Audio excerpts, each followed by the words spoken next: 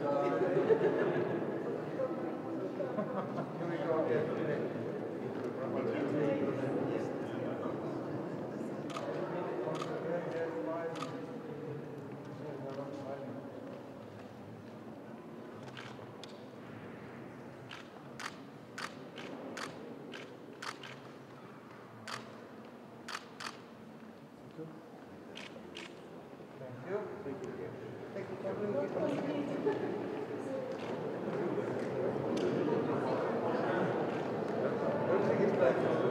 you.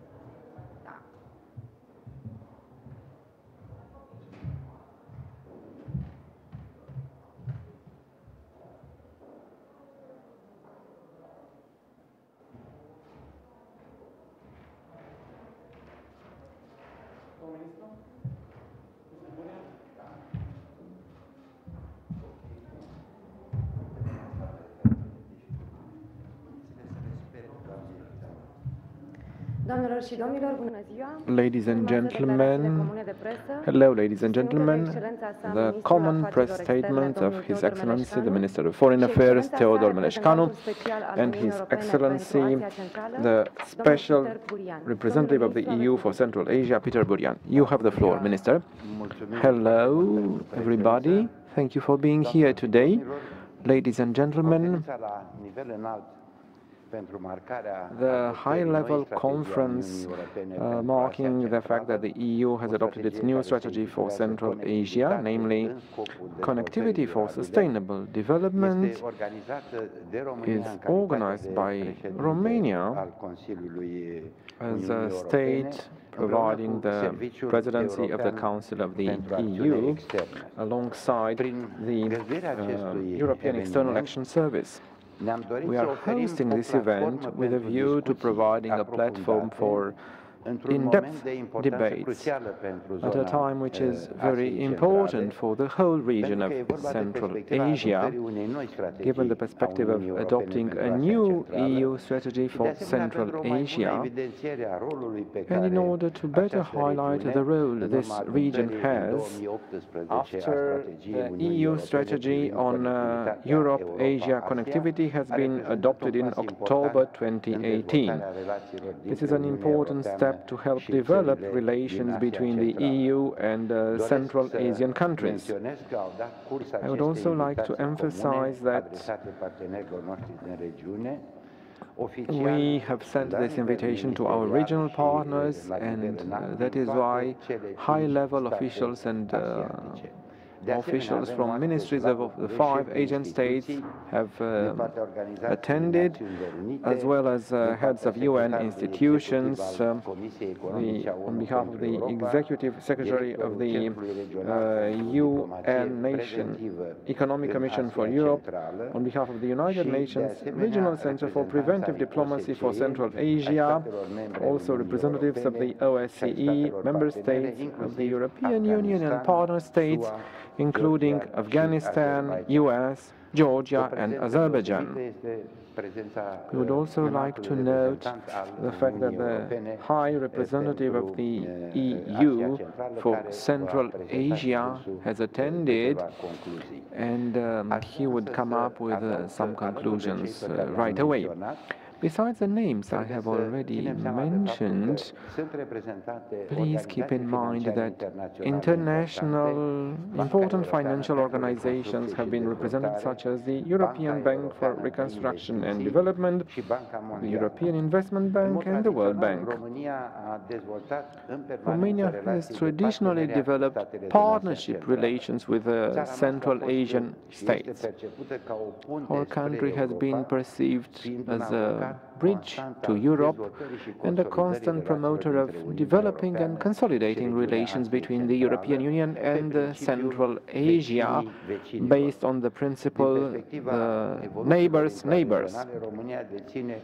For intra-regional developments, we may tap into the expertise in order to promote common interest topics for states in the region, such as water resource management, transports, connectivity in general, and education.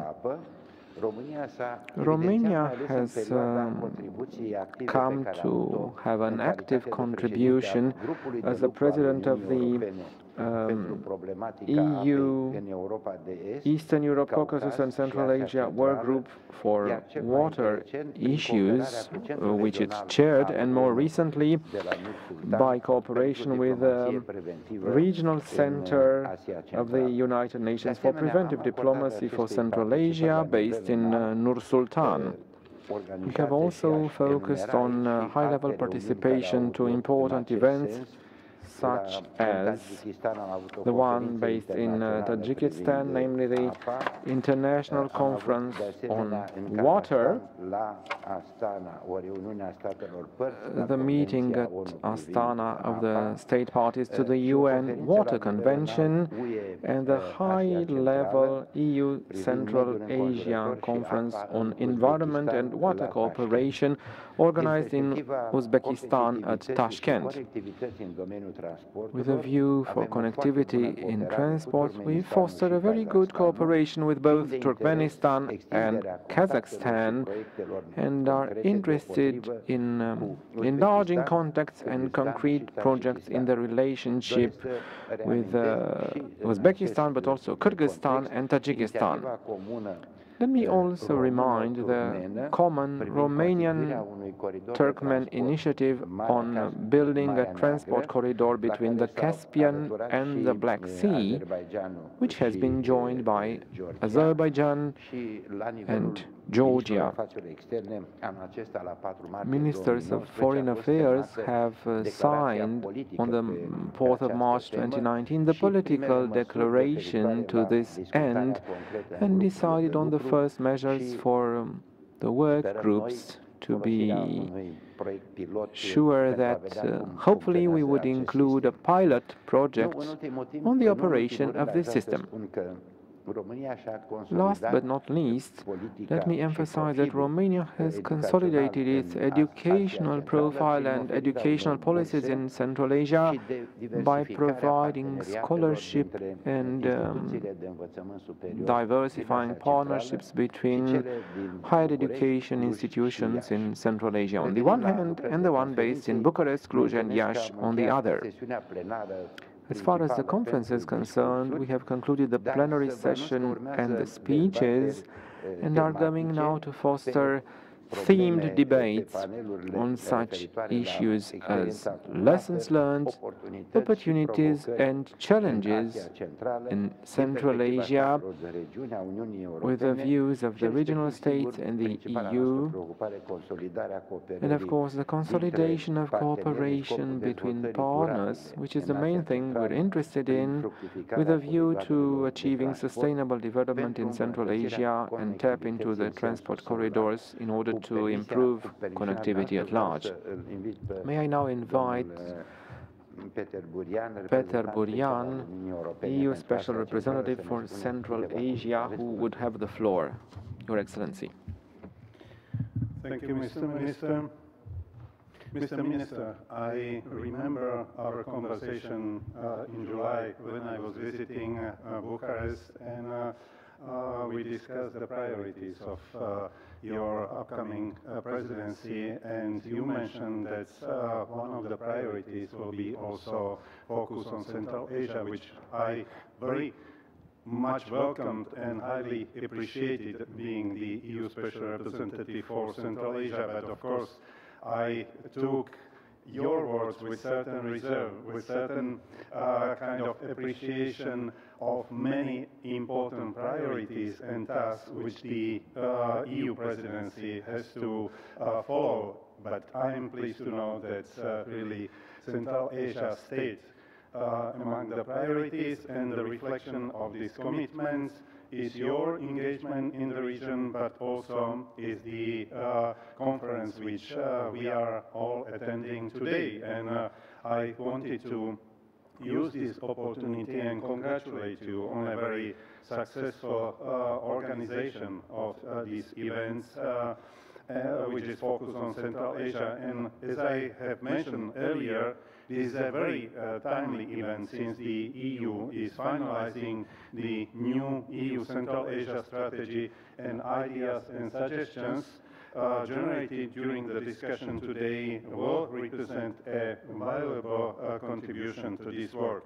And I wish to reiterate the main goal of our new EU Central Asia strategy, and it is to support sustainable development in the region. And once again, I see a great commitment of Romania in supporting implementation of Agenda 2030, which also will be discussed tomorrow. The EU has really a strong interest in stepping up engagement with Central Asia, so that the region, as you mentioned, develops as a peaceful, resilient, prosperous, and more closely interconnected economic and political space. We see positive developments in the region moving in that direction, but a lot of work needs to be done for accomplishing this kind of goal of interconnected Central Asia. For the EU, Central Asia is really a strategically important region linking Europe and Asia together.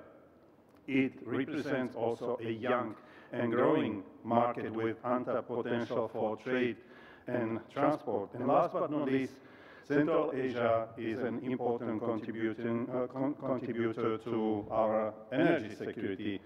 And in this respect, we have direct interest in Central Asian connectivity, naturally, both intra-regional and inter-regional, which was also conferred today during the discussion and presentation of various representatives of the EU, but also our partners, international organizations. But what is very important, it was confirmed by our Central Asian partners that they see European Union as an important player and also, if you wish, a balancing power in the region, which is very much welcome and which is considered as a reliable partner for Central Asia in their efforts to pursue sustainable development.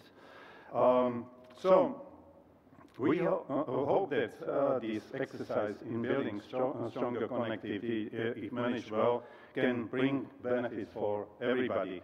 First of all, it can boost economic development, create jobs in Central Asia, so urgently needed since, according to the UN, there is 1 million young people entering the labor markets every year. So you can imagine it can be an important driver of economic development, but it can be also a challenge how to integrate and not to give chances to, let's say, extremist recruiters to approach these young people and offer them other way of let's say, continuing their life and fulfilling their ambitions. And also, this can be also, if not managed well, a new potential driver for irregular migration to Europe. So we want to avoid, and we see with quite, let's say, modest allocations, with quite a modest budget for various projects supporting job creation and so on, we can avoid. And the most important thing is that our partners realize this challenge and they want to do something about it, and we are there to help. In this respect, we believe connectivity must be built in a sustainable manner. Emphasis should be given to economic viability, environmental, social and financial sustainability, and in particular taking into account real needs and development priorities of Central Asian countries, not building connectivity through the region only, but rather in the region, not doing it at the expense of sustainable development. And as it was mentioned by the representative of the Commission, we are very much engaged also with China. Last week we had within the EU-China summit, fourth session of the so-called connectivity platform between China and EU. And we agreed to commission a joint study, and we asked and approached World Bank to do the study for identifying the best ways how to do and lead corridors through Central Asia and beyond, how to do it in a more sustainable and environmentally responsible manner, and then provide these studies also to our partners in Central Asia, not as a ready-made kind of solution, but firmly and closely consulting all these corridors and aspects with them. So I believe we have really very good ingredients for shaping this very important partnership between EU and Central Asia for assuring sustainable connectivity. But let me, in conclusion, also use this opportunity to commend Romania for its long-term engagement in Central Asia, including through EU Water and Environmental Initiative, which you mentioned. And I believe experience of Romania in dealing with various challenges in your transformation and integration processes, including sub-regional cooperation, I believe can serve as an important source of lessons learned and good practices that can help also our partners in Central Asia in addressing their challenges they face. So, Mr. Minister, once again, thank you for your initiative, thank you for your commitment, and I look forward to implementing and incorporating the ideas and suggestions coming from this conference in our strategy. Thank you. Thank you. Thank you. Doamnelor și domnilor, declarațiile de presă s-au încheiat. Ladies and gentlemen, press statements are over. Thank you for your presence.